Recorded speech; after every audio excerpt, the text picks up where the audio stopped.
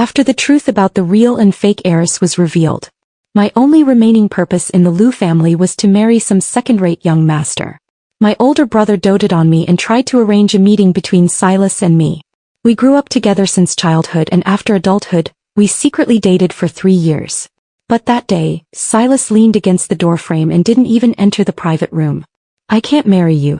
It was impossible when you were the real heiress, and it's even more impossible now." 3 impossibilities completely severed all my hopes.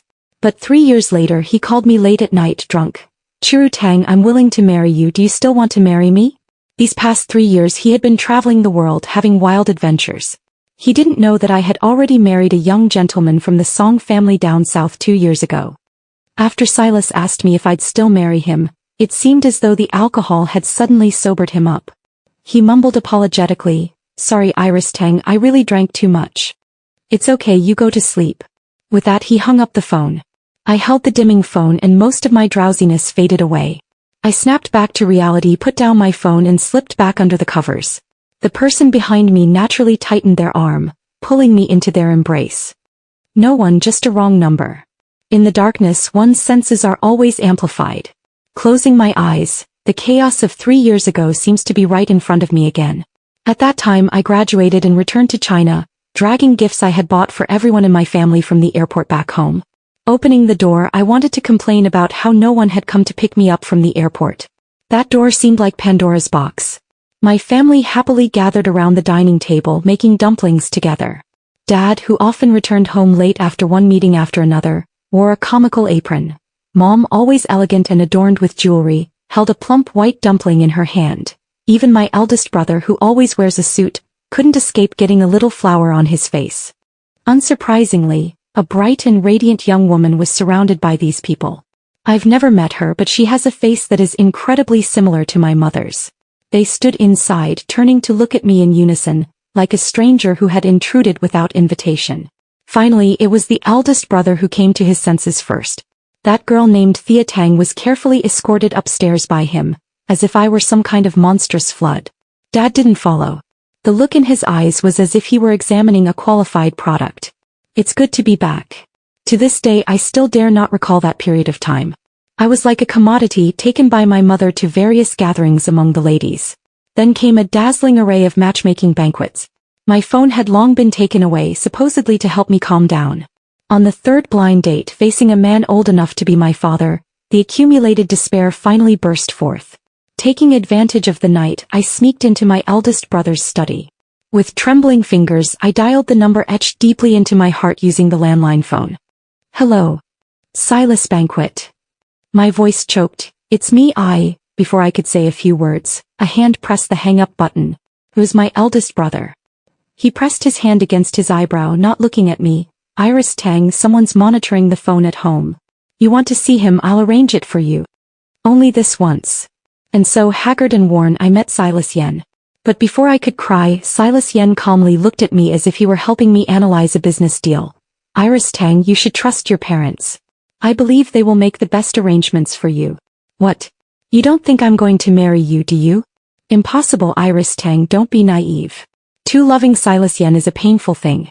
I grew up with him since I was a child and I have written 3 thick diaries about him. From the time he helped me climb a tree to retrieve a kite when he was 7, by the time I was 17 he refused the love letter from the school beauty right in front of me. He would affectionately ruffle my hair, take the blame for me, appear in front of me on time for every birthday, and be the first to stand up when others bullied me. He was incredibly kind to me beyond reproach. But he said he only saw me as a little sister. Later he went abroad to study and I began to study like crazy just to be able to apply to the same school as him. The day I got off the plane, California had such a big sun. So dazzling that I saw him waving at me at a glance. And the girl standing next to him holding his arm. Silas still had that lazy look, his eyebrows slightly raised at me. "Yo, our Iris Tang has finally grown up. Come say hello, this is your sister-in-law." In the days that followed I was like a superfluous shadow trailing behind them. Watch him open the car door for her. Watch the smile in the corners of his eyes and mouth as he bends down to listen to her speak. Silas lives in an apartment with a beautiful terrace. One day he and a few of his friends from California threw me a welcome party on the terrace.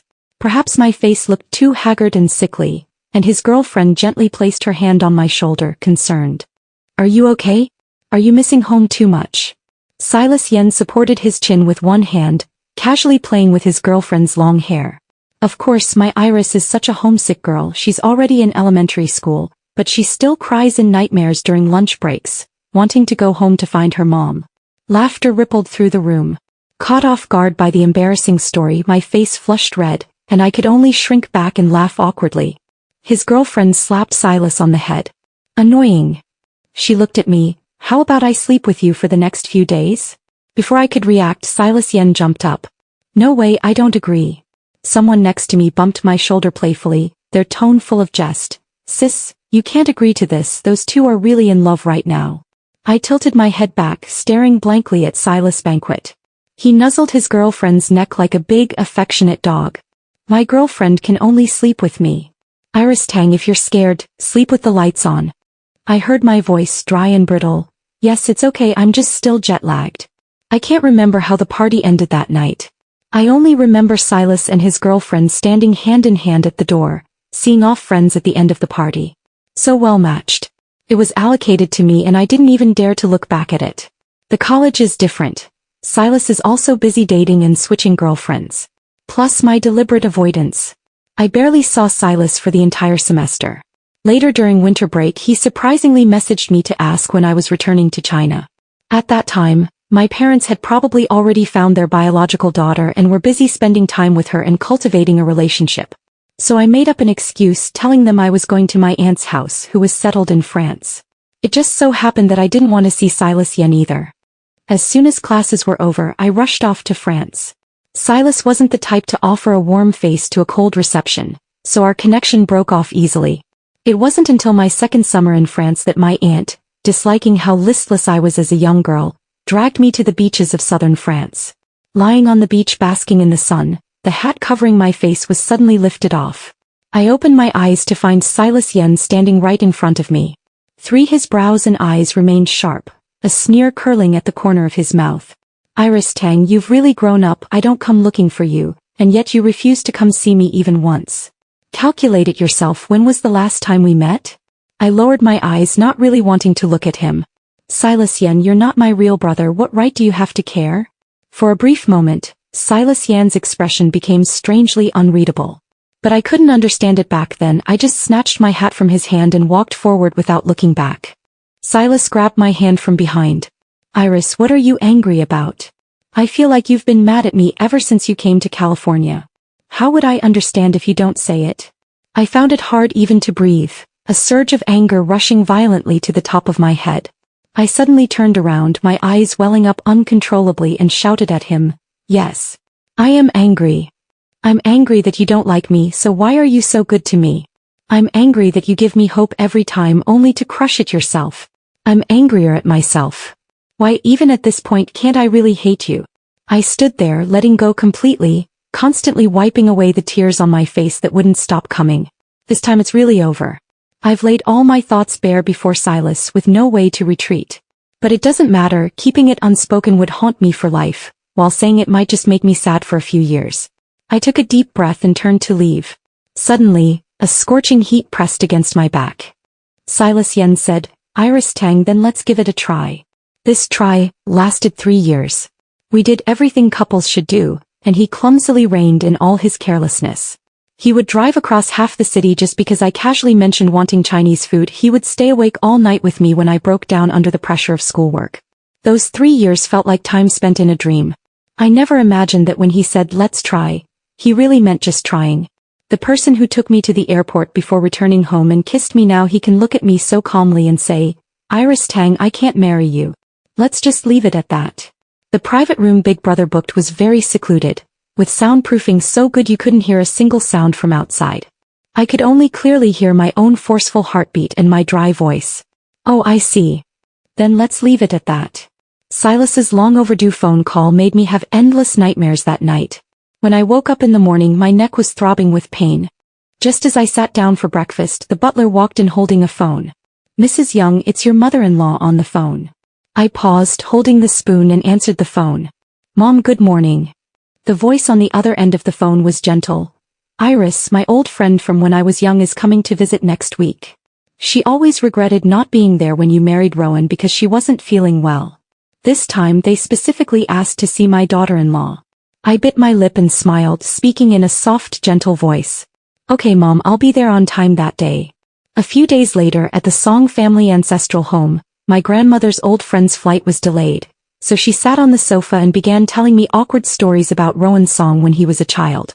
My grandmother's old friend was her best friend from her youth. But later one of the two sisters married in the north and the other in the south. Later they both had sons in the same year, and it was agreed that if they had sons, the two children would become sworn brothers. But the two children fought at their first meeting, each giving the other a bloody nose. Since then, one in the south and one in the north, the would-be sworn brothers never met again. Rowan Song, after listening for a while, became impatient, clicked his tongue and pulled me up to leave. Let it go, those are all things of the past now. Let's go for a walk in the garden. I watched Rowan Song's rare awkward gait and the redness visible on the back of his neck. I rarely felt mischievous and poked Rowan Song's waist. Hey, was Mom telling the truth? You actually know how to fight. Did you win?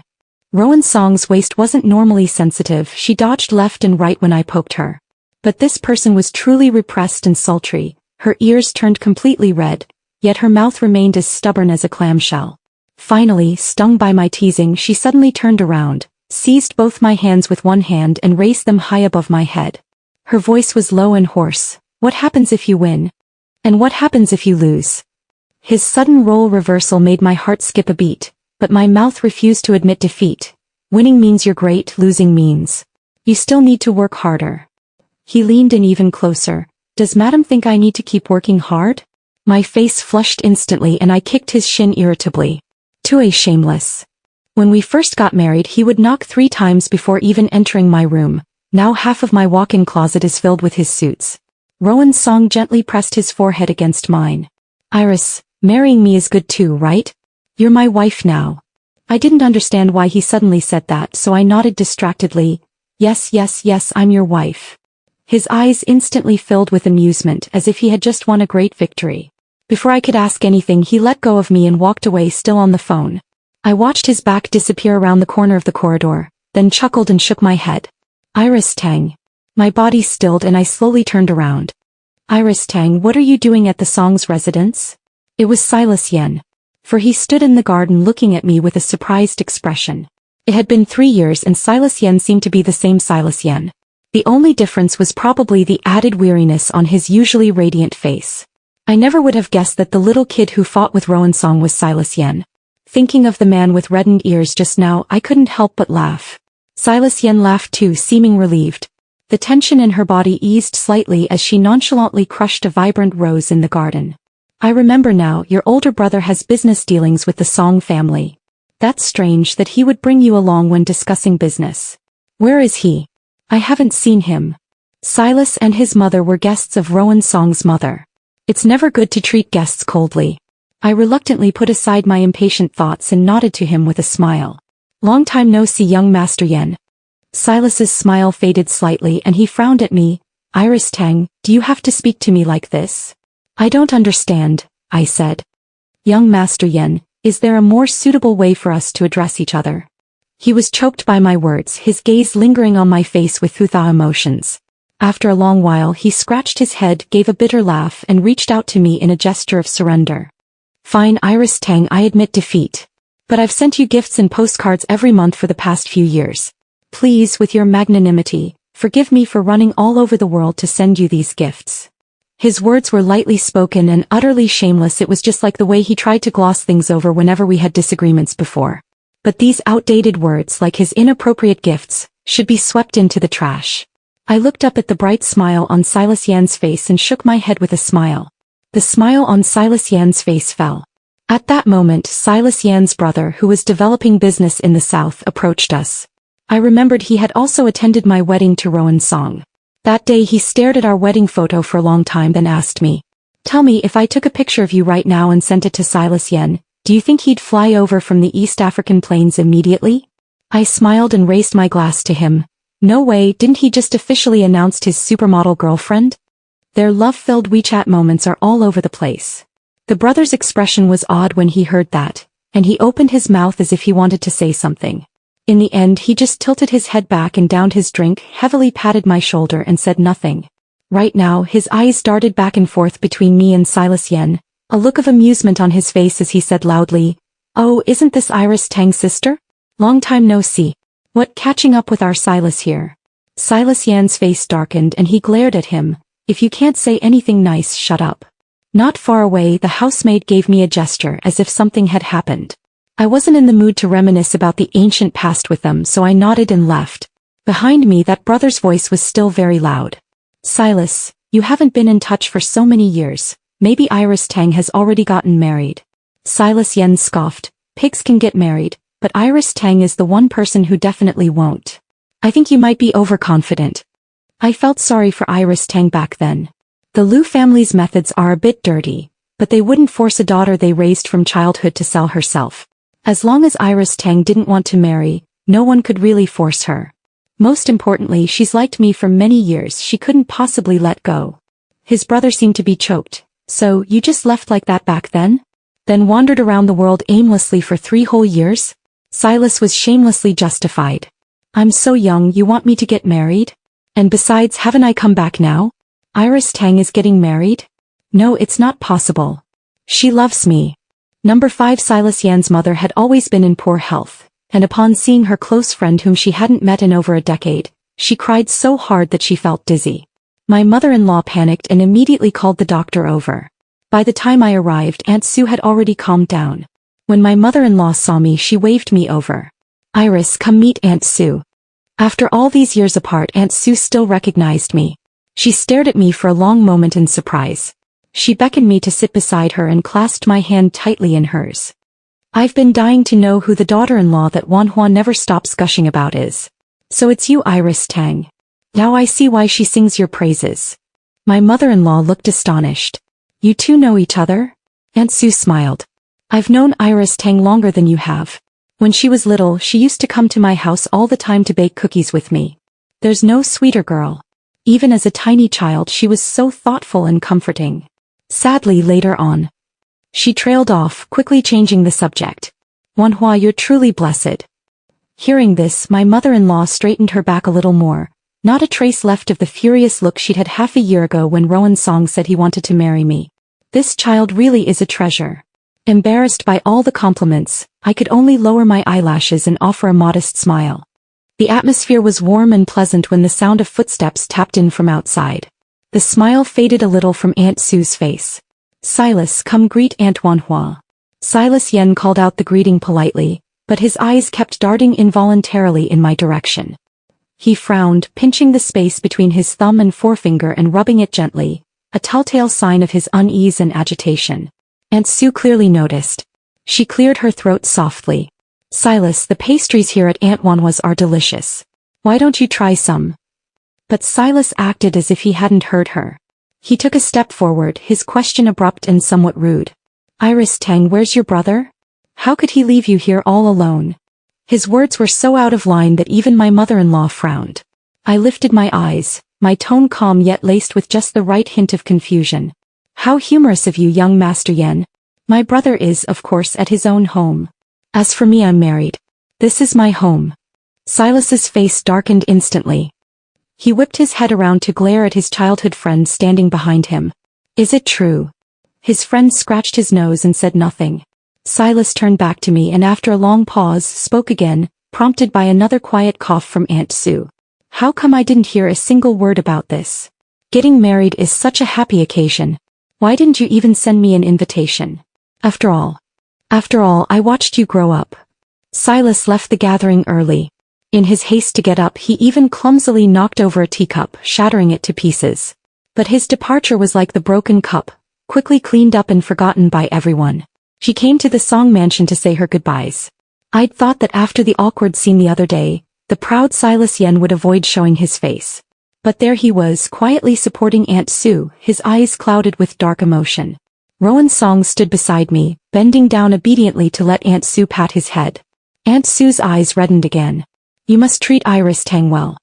When a girl marries, the rest of her life depends largely on her husband." Rowan Song turned to glance at me instinctively, his gaze soft and warm. "Don't worry, Aunt Sue. I won't forget." Iris Tang is the woman I begged to marry me. A derisive snort cut through the air at that moment. It was nothing more than taking advantage of an opportunity. The atmosphere soured instantly. Rowan straightened up, narrowing his eyes as he sized Silas up. Silas Yen. Silas's expression was cold and impassive. It's me. I remember we fought once when we were kids. I beat you until you cried. What? Want a rematch now? You lost to me over 10 years ago. Do you really think you'd fare any better now?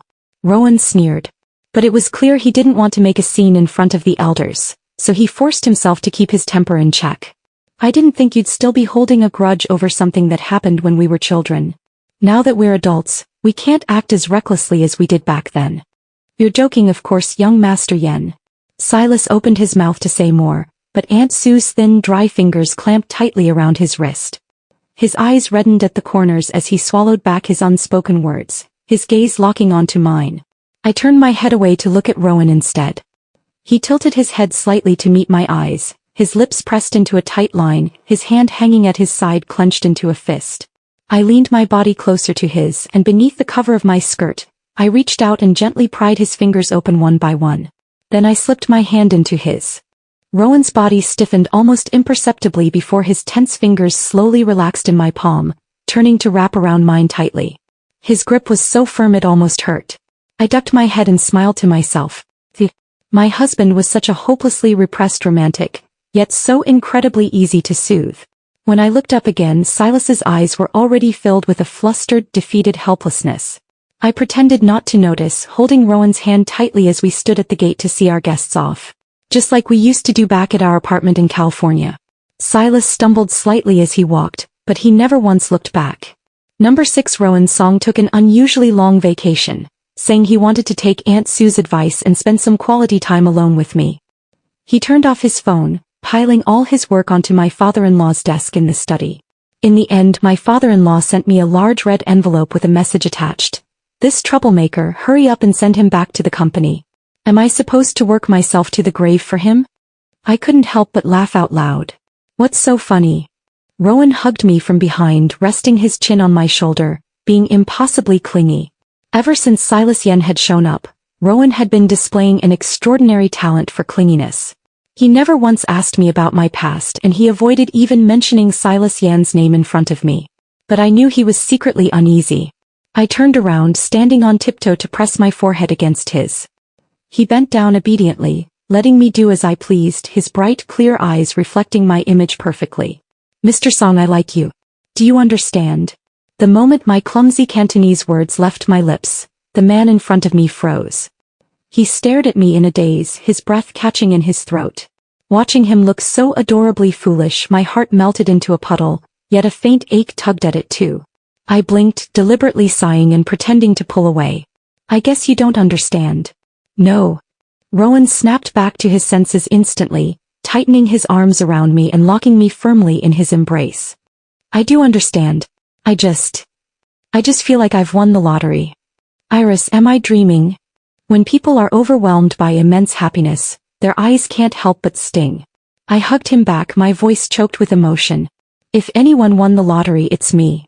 The Liu family wasn't exactly a heartless bunch that drove people to despair. But they were masters at wearing people down slowly, and their desire to make me choose a husband willingly was genuine enough. The wives in their social circle were all scheming away.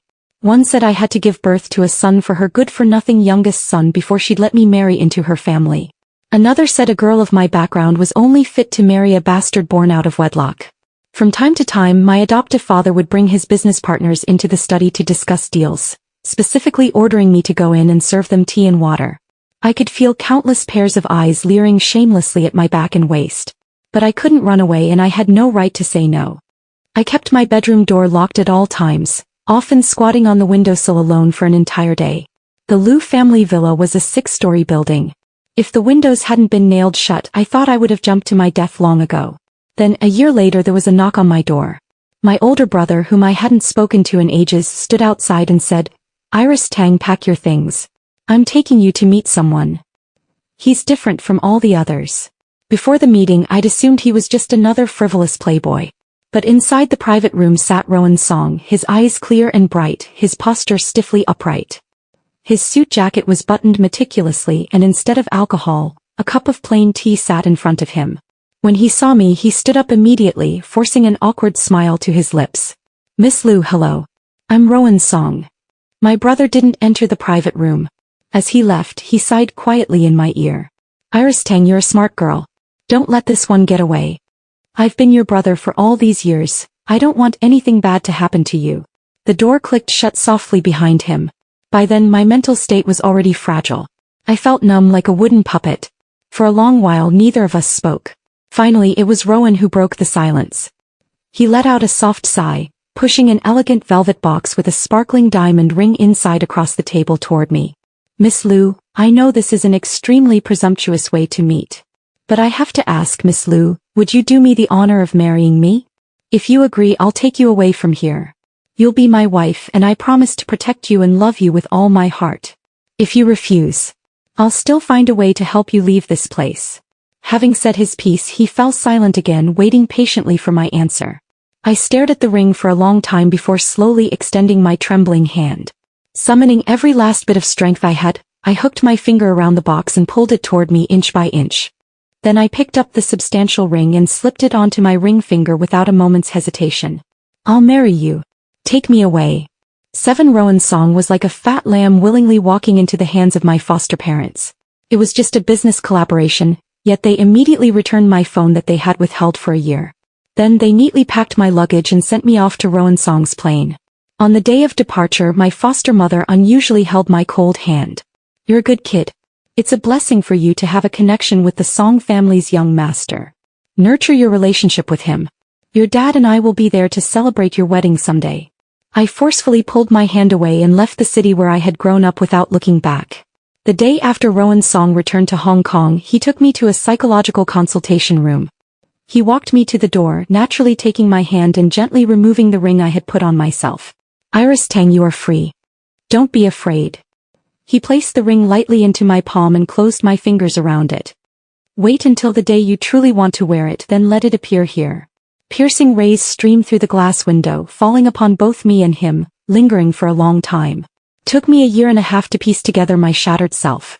At the end of the last session, Rowan Song waited for me downstairs. He stood by the car, and when he saw me come out, he handed me a bouquet of paper roses. I took it, deliberately acting disdainful. "What is this? Song, the young master actually gives fake roses as gifts."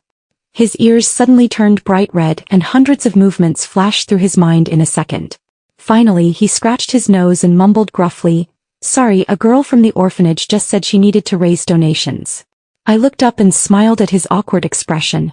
He realized what he'd said too, and with a grumpy gesture he tried to snatch the bouquet back. "Fine, if you don't want it, give it back." I immediately hid the flowers behind my back and looked up at him. "Mr. Song, as a return gift, how about I marry you?" He was stunned for a long while before asking me with a serious expression. "Iris Tang, are you serious? Marriage is a very sacred thing and cannot be promised lightly. If we're going to be husband and wife, then it's for a lifetime."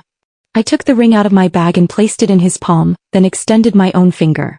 The ring, which had been loose and ill-fitting more than a year ago, now surprisingly fitted perfectly.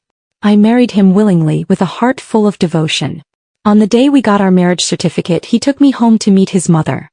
His mother had a pale, icy expression, looking like she wanted to shout, but in the end she picked up the bracelet and red envelope already placed on the table and handed them to me. "You've married my Rowan, so treat him well. A husband and wife are one, and you'll spend the rest of your lives navigating life's hardships together." She held back and held back, but in the end she couldn't contain it anymore and let out her complaint. "It's really strange, how could he be so dependent on you? When he was little he'd fight over you, and now that he's grown up, Mom, she's my wife." The mother-in-law swallowed her words unhappily and waved at us. Go, hurry up and leave." When meeting the parents, I was so nervous that I didn't even catch what my mother-in-law exactly said. Now, however, I suddenly remembered. I pushed Rowan Song away from where they were leaning on my shoulder. "Hey, I just remembered, Mom said you used to fight with me when you were little. When was that? How come I don't remember ever meeting you?" Rowan Song stiffened, trying to change the subject. "What's for dinner? Shall I make you some soup? You said it tasted great last time." I narrowed my eyes. There was no way I was letting him get away. Rowan Song has learned to play dirty. A second before I could speak, he bent down and covered my mouth with his. I struggled in his arms. He simply picked me up and walked toward the bedroom. Fine, then we won't have dinner. The next morning the dining room had a pot of porridge and a note. Wife, I'm off to work. Be good and eat your meals. I sneered and reached for my phone to call my mother-in-law. The next second, a number that shouldn't have appeared showed up on the phone screen. I blocked him, so he set up a trap by having his childhood friend's wife ask me out. Not seeing him for a few days, his suit seemed even more ill-fitting. Of course, I wouldn't be so presumptuous as to think it was because of me. But with all the wild things he's been up to these past few years, changing girlfriends all over the world like he changes clothes, I wonder if he's caught something. Thinking of that possibility, I stood a little further away from him. He sat in his seat, tilted his head back and smiled at me casually. Iris Tang, you're pretty hard to get a hold of these days. What, just because you got married in some inexplicable wedding you're drawing a line between us? I glanced back. There were still 2 bodyguards standing at the door. Since I couldn't escape, I might as well make things clear once and for all. I put my handbag aside and chose a seat as far away from Silas' banquet as possible. Master Yen, you're joking. Still, one must learn to look forward. Holding on to the vague, unclear debts of the past is simply too disgraceful. Silas was somewhat dazed, his voice dropping to a whisper. Old debts? Is this old history between us?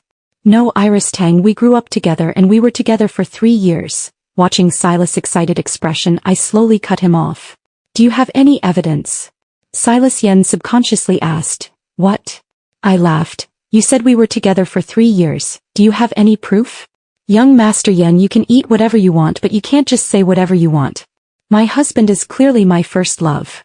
Back then when we were dating, Silas Yen coaxed me, saying there was no need to make a big fuss about our relationship. So for those 3 years we had no public photos together, no shared circle of friends. Even chat records need to be cleaned up regularly. I am the shadow he hid, while he had already prepared his retreat. Silas probably also remembered then, his face turning pale. He opened his mouth as if to say something but then closed it blankly. Finally he managed to choke out a sentence. Iris Tang, do you really have to be like this? What's wrong with me? I tilted my head, my smile distant. I'm just stating the facts. Mr. Yen can't produce any evidence, yet he's making baseless accusations that ruin my reputation. If it damages my relationship with my husband, who do you think I should turn to for comfort? Silas leaned back in the chair casually, gazing up at the dazzling water-themed light fixture above the private booth. Iris Tang, you hate me, don't you? It had been a quarter of an hour since I sent a message to Rowan Song. By now he should be almost here. I stood up, grabbed my bag and prepared to leave. Silas blocked my way, his scarlet eyes fixed on me. I know you hate me and I accept that, but Iris Tang, how could you so easily promise your marriage? Divorce him and I'll take you back. This man is truly unreasonable. I'm so angry I want to throw my bag in his face. Just as I was pondering the feasibility of this idea, the compartment door was kicked open. Rowan Song stood in the doorway. He looked like he had run all the way with sweat on his temples. Silas Yen, do you think I'm dead? Detaining my wife on my territory. The bodyguards behind him entered one after another, and the 2 men at Silas Yan's entrance were instantly pinned to the ground. I hurried over and took Rowan Song's hand. After giving me a quick look up and down, Rowan Song sighed in relief. Silas Yen stared blankly at our intertwined hands. Iris Tang. 3 years, I sent you over 300 postcards and gifts. His voice was hoarse and the way he looked at me was broken and desperate. To someone who didn't know, they might have thought how devoted he had been these past 3 years, staying faithful to me all this time. I loathe him so much that I can't even be bothered to look at him. Rowan Song stepped forward, shielding me behind him, his tone laced with undisguised mockery. Silas Yen, you think you can trade a few hundred worthless papers and some cheap tricks for 3 years of my wife's time? Did you forget to look in the mirror before you came to see if you're even worthy? Also, have you bothered to count how many girlfriends you've had in the past few years? Can you even keep track yourself? You fucking shut up. My business with Iris Tang doesn't need your interference. Silas Yan's fist suddenly slammed into Rowan Song's face. Rowan Song, expressionless, wiped the corner of his mouth, gently pushed me away and quickly counterattacked. Did you still think I was a kid, someone you could just beat up? He has practiced fighting for many years. I've seen him in the fighting ring, leaning against the doorframe without a shred of worry, watching Silas Yen get beaten. At first, Silas Yen fought back, his eyes filled with ferocity, his punches ruthless. Until his eyes caught mine, he seemed to lose all motivation, standing there and letting Rowan Song's fists fall on him. I stood not far away, quietly watching. No exclamation, no attempt to stop, not even a flicker of expression on his face. His unfocused gaze struggled to focus, then passed over Rowan Song's shoulder and landed on my face once more. He tugged at his cracked lips, trying to force a smile, but it looked uglier than crying, the voice so soft it was nearly inaudible. Turns out, I really don't care anymore. Those words seemed to drain the last bit of his strength. With that, he wiped his hands on his clothes and turned to take my hand. Let's go. I nodded. At the moment of turning around, a hand tugged at the hem of my dress. Iris Tang, you said you would love me forever. Will you marry me, okay? I tugged at my skirt hem, thinking for a moment before saying, Mr. Yen, I can't marry you. Not when I'm unmarried, and especially not after I'm married. It was said that Aunt Sue, despite her illness, personally came to pick up Silas Yen and took him back. It's called picking up, but it's more like kidnapping. When she left, she specifically asked me out to apologize. Iris Tang, it's my fault for not teaching my child well. I looked at Aunt Sue, who had become thinner again, and shook my head. Aunt Sue, take care of yourself. Aunt Sue smiled and patted my hand. Iris Tang, actually, one day Silas was drunk and asked me if he wanted to marry you, would I agree? I said I wouldn't. A cold wind blew past and she coughed a few times, an unnatural flush rising on her face. Iris Tang, I don't want you to become another me. Auntie will always wish you happiness. Auntie Sue passed away just over a month after returning to Beijing. My mother-in-law took Rowan and me to attend the funeral. The funeral was grand, with wreaths from celebrities from all walks of life filling an entire room. Silas Yan's father was guarding the coffin, reportedly having not eaten, drunk, or slept for 3 days. My mother-in-law's eyes were red and she choked with grief. Pu Junjun was killed by him. Before marriage he was deeply in love, completely devoted to her, but just 3 years after getting married, there were so many other women outside you could load them into a truck. Later they separated, but he still pretended to regret it while not forgetting to flirt with other women. This kind of person, just this kind. Why isn't he the one who dies? I looked at Aunt Sue's photo in the hall. In the photo she had a gentle smile and clear eyes. I suddenly understood Silas completely. His blood ran with his father's, skilled at performing affection, yet selfish and callous. Just like now, he stood in front of me in a black suit, his face pale. Iris Tang, I have nothing left. Not even you will stay with me anymore. I didn't want to look at him, so I simply turned the other way and walked away. He gripped my arm tightly, his voice choked with emotion. Why? You clearly love me, so why didn't you wait for me? You could have just waited for me. I sent you letters and in them I said you should wait for me. A sudden memory of Aunt Sue's photo flashed through my mind, making me shiver all over. I kicked Silas hard, pushing him away. Let's not even talk about the fact that I didn't receive your letter. And besides, Silas Yen, why should you get to decide everything? Am I in your debt? If you turn around, am I obligated to wait for you in the same spot? He stood there stunned. I walked straight past him, but thinking of Aunt Sue, I finally said to him, Silas Yen, don't let your mother not even be able to leave in peace. And don't become like your father. On the way back, my mother-in-law was telling us stories about Aunt Sue. Speaking of that failed brotherhood journey from years ago, she said, back then I brought Rowan to meet Junjun. Within half an hour he and Junjun's son were already fighting fiercely. Later I found out they had started fighting because of a little girl in the yard. Rowan scared the little girl by grabbing a caterpillar, and the girl started crying, so he got beaten up. I was taken aback and turned to look at Rowan Song, who was acting as if nothing had happened, quietly reading documents. He hadn't even noticed that the document on his tablet hadn't been turned for a long time. I leaned closer to him. You scared me with a caterpillar? I didn't realize, Mr. Song, you were a little rascal back then. The grandmother didn't hold back, cutting in. What are you talking about? Rowan later cried on the return flight, asking me, Mommy, someone told me that if you like a little girl you should tease her and try to get her attention. Why isn't she responding to me and I'm crying? Rowan Song's ears turned red visibly rapidly. He slammed the tablet shut, trying to hide his embarrassment with a serious expression. Mom, why bring up those old stories? Why can't I mention them? My mother-in-law laughed heartily, took my hand and continued. He was only 7 years old then, and he looked so pitiful holding back his tears. I still remember him sobbing and saying, she has two little buns like a doll in a New Year's picture and I just want to talk to her. I smiled at Rowan Song, who turned his face away uneasily, his neck tinged with a faint red. So early after all. When I was still innocent and ignorant, there was already a clumsy little boy trying his best to leave his mark in my world in the most childish way. I reached out and found his hand gently holding it. My mother-in-law looked at our clasped hands, her eyes gleaming with satisfaction, and rose at the right moment. Oh, I've been on the flight too long, I'll go to the bar for a drink. For a moment the cabin was left with just the two of us. I leaned close to his reddened ear, lowering my voice. So Mr. Song has been fond of me since he was 6 years old? Rowan Song froze for a moment, then turned around and reached out to pull me into his arms. Yes. At first I just felt strange about how I was getting beaten up and embarrassing myself in front of the girl I liked. Later it was just not wanting to admit defeat, so I started to inquire about you, intentionally or unintentionally. Iris Tang, you might not believe it, but from the moment I saw your profile, I've been wanting to meet you as soon as possible. I leaned against his chest, listening to his steady heartbeat. I believe. Just like that day in the private room we first met, he pushed forward the ring. In my heart a faint voice whispered, it's him. Sunlight streamed through the porthole, casting a golden glow over us. Fortunately it's us in the end. End of the whole text.